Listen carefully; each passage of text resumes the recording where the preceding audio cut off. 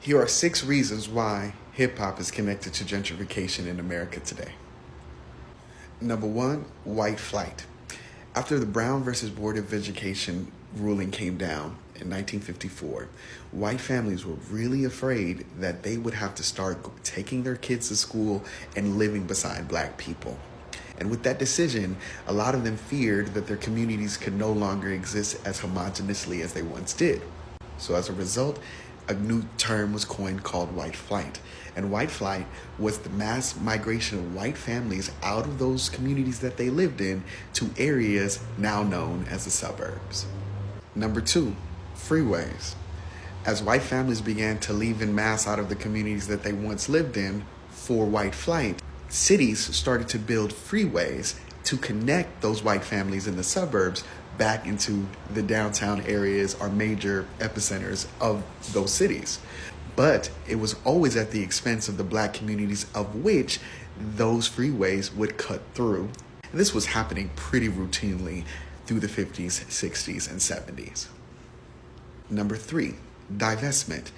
As white flight was occurring and freeways were being built through black and brown neighborhoods, and white families were able to amass wealth in the suburbs of those cities that they've dwelt in, the areas in which those white communities once lived, now their property values start to go down.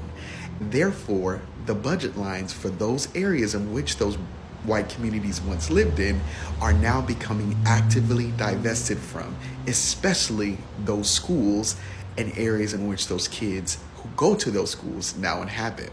With the divestment of those areas, naturally there is going to be a much more higher criminal activity. And with the criminal activity increasing because of lack of opportunities of jobs and economics, so does the hyper-policing. And with hyper-policing comes the hyper-criminalization, and with hyper-criminalization, the prospects and likelihood of civil uprisings. Number 4, black youth speak out.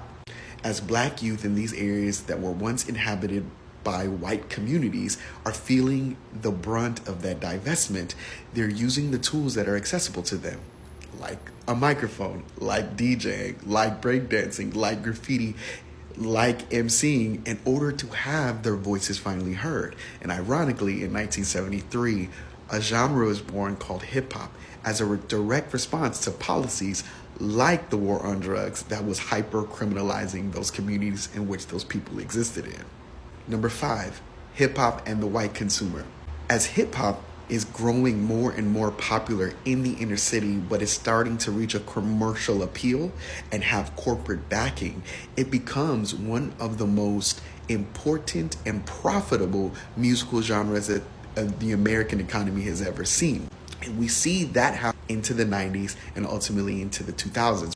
As the genre grows, white consumption of hip hop becomes at an all-time high, and ironically, from white youth in American suburban areas. Number 6, gentrification. As the white consumption of hip hop grows exponentially over the next 2 decades, so does the appetite for black culture. And the same children whose parents were and grandparents were responsible for the white flight out of America's inner cities are now the sole people who are going back into the inner city and gentrifying black and brown neighborhoods. And these individuals are the ones who are having major confrontations with those black and brown communities who have lived in those areas since the divestment. And this is all a larger societal cycle that contributes to how gentrification and hip hop go hand in hand. If you learned a thing or two and want to learn more, feel free to click the link in the bio to join my classroom and Freedom School Online. Peace.